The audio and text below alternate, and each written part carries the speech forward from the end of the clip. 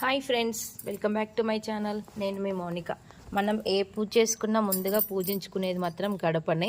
ఆ గడపకి మాత్రం మనం బయట నుంచి కాదు, లోపల కూర్చొని పూజించుకోవాలంట.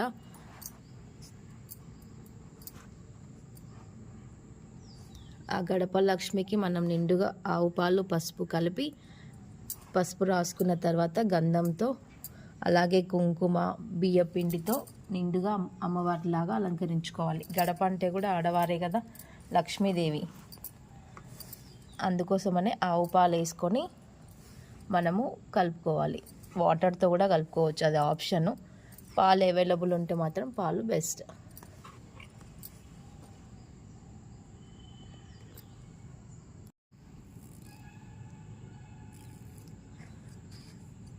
నేనైతే సింపుల్గానే తెల్లపిండితో గీతలు గీస్తున్నా, గంధంతో అలంకరించుకున్నా.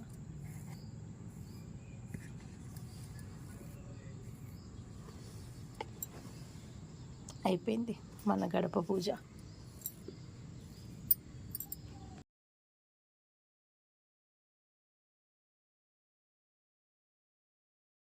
ఇంట్లో లక్ష్మీనారాయణ పూజ కోసం పులిహోరకి వైట్ రైస్ ముట్టించాను.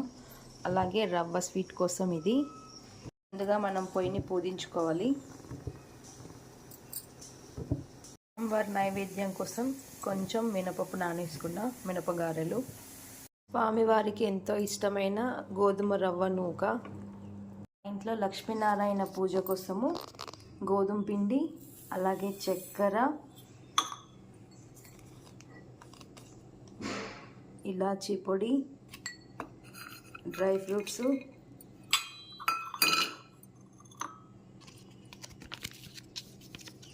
నెయ్యి,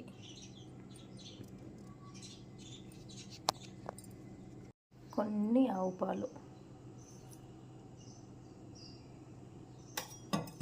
ఇప్పుడు మనం ఈ ప్రసాదాన్ని మొత్తం బాగా కలుపుకోవాలి.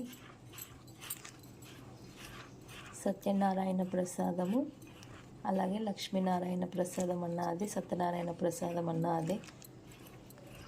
ఇక్కడ రవ్వతో చేస్తారు, మేమైతే గోధుమ పిండితో చేస్తాము. దీంట్లో కొబ్బరి ముక్కలు, ఇంకా అరటి పండ్లు, దానిమ్మ, అన్ని రకాల పండ్లు వేసుకోవచ్చు. కేజీంబావు గోధుమ పిండికి కేజీ చక్కెర అసలు క్వాంటిటీ అయితే. ఇది ఇంట్లో నార్మల్ లక్ష్మీనారాయణ పూజ కాబట్టి నేను ప్రసాదం కిందికి కొంచెం కలుపుకున్నాను. నారాయణ పూజ కోసము పూర్ణాలు. ఇదైతే రవ్వ స్వీటు, దాంతోనే నేను పూర్ణాలు వేస్తున్నా. స్వామివారికి రవ్వ చాలా ఇష్టము, అలాగే ఇంకా పూర్ణాలు కూడా చాలా ఇష్టం కదా, నేను వీటితోనే పూర్ణాలు వేస్తున్నా. మనం శనగపప్పుతో కూడా వేసుకోవచ్చు, మన ఇష్టం అది. నేనైతే వీటితో చేద్దామని అనుకున్నా.